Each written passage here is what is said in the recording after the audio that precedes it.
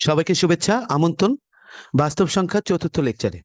আমরা আজকে যেটা করব সেটা হচ্ছে গণিতে পরম মান থেকে আমরা সবগুলো অসমতাকে আমরা স্বাভাবিক অবস্থায় নিয়ে আসার চেষ্টা করব। যেমন প্রথম সমস্যাটি হচ্ছে এরকম যে মড অফ এক্স থ্রির চাইতে ছোট। তো একটা সূত্র আমরা মুখস্থ করেছিলাম, সূত্রটা আমরা একটু দেখে আসি। এইখানে যদি আমরা একটা এ নিতে পারি, এ একটি সংখ্যা, তাহলে এই মড অফ এক্স কে লেখা যায় মাইনাস এর চাইতে এক্স বড় এবং এর চাইতে এক্স ছোট। তো আমার যে সমস্যাটি দিয়ে আছে প্রথমে, সেই সমস্যাটি হচ্ছে এরকম। এই যে মড অফ এক্স আর এইখানে রয়েছে হচ্ছে থ্রি। উত্তরটা কিভাবে করব? মাইনাস থ্রি এক্স এর চাইতে ছোট এবং প্লাস থ্রির চাইতে বড়। এইটা হচ্ছে এই পরম মানের সমাধান। দ্বিতীয় সমস্যাটার দিকে লক্ষ্য করি। দ্বিতীয় সমস্যাটি হচ্ছে এরকম, মড অফ এক্স ছোট অথবা সমান ফোর এর চাইতে। মড অফ এক্স ছোট অথবা সমান ফোর এর চাইতে। তো মাইনাস ফোর এইখানে ছোট অথবা সমান এক্স, আর এইখানে লিখব হচ্ছে প্লাস ফোর। এইটা হচ্ছে দ্বিতীয় সমস্যাটির সমাধান।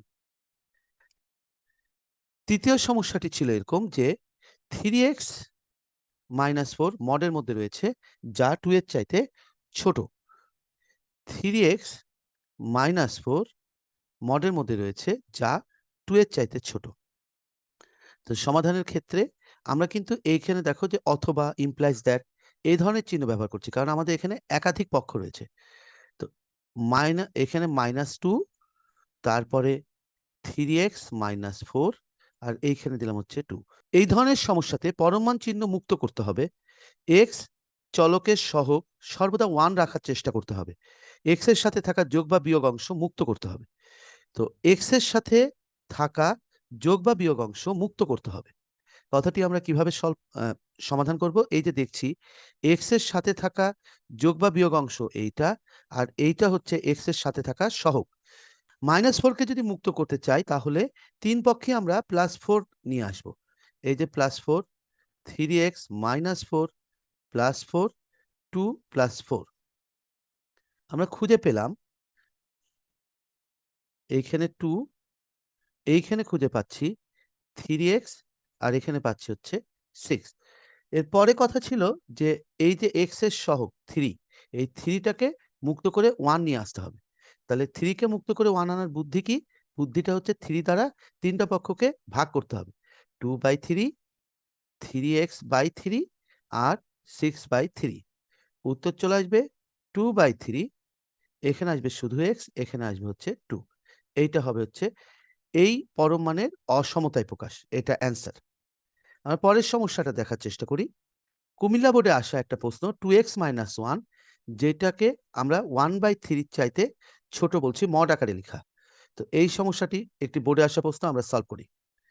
সমস্যাটি ছিল এরকম যে টু এক্স মাইনাস ওয়ান, এইখানে দেওয়া ছিল ওয়ান বাই থ্রির চাইতে ছোট।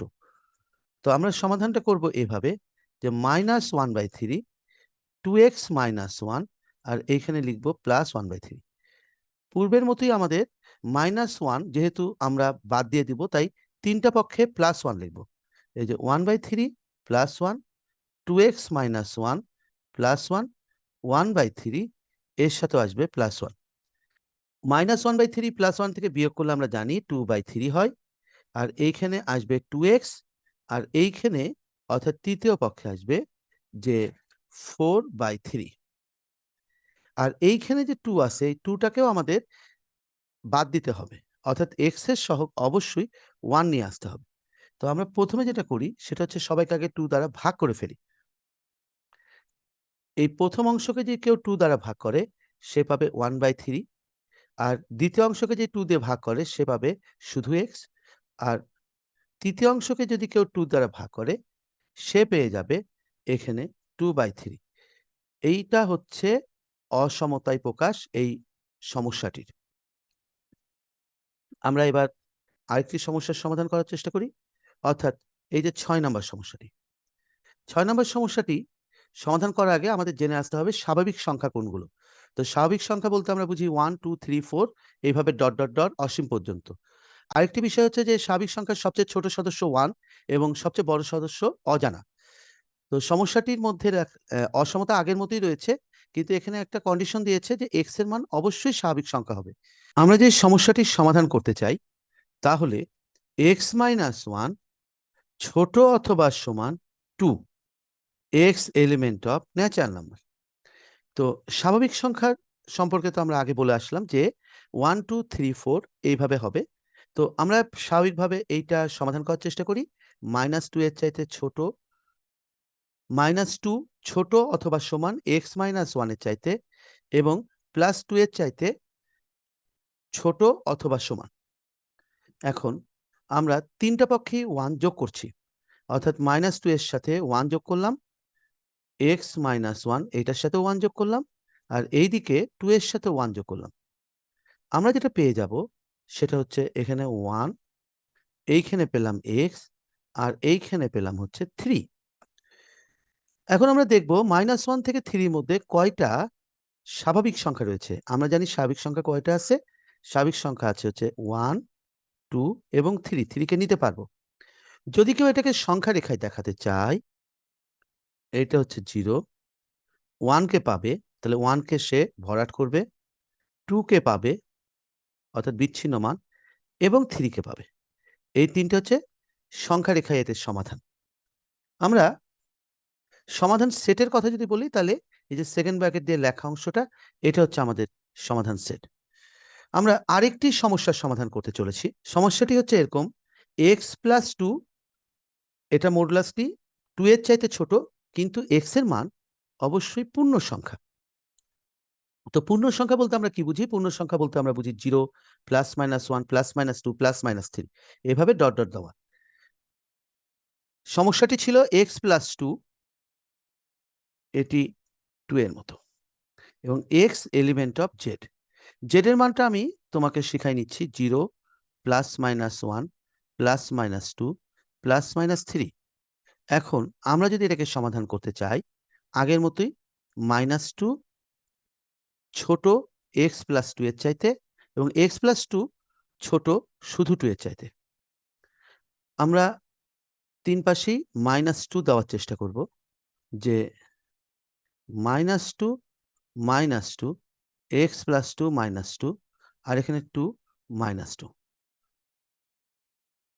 তো মানটা চলে আসবে -4 x এর চাইতে ছোট এবং 0 এর চাইতে x ছোট।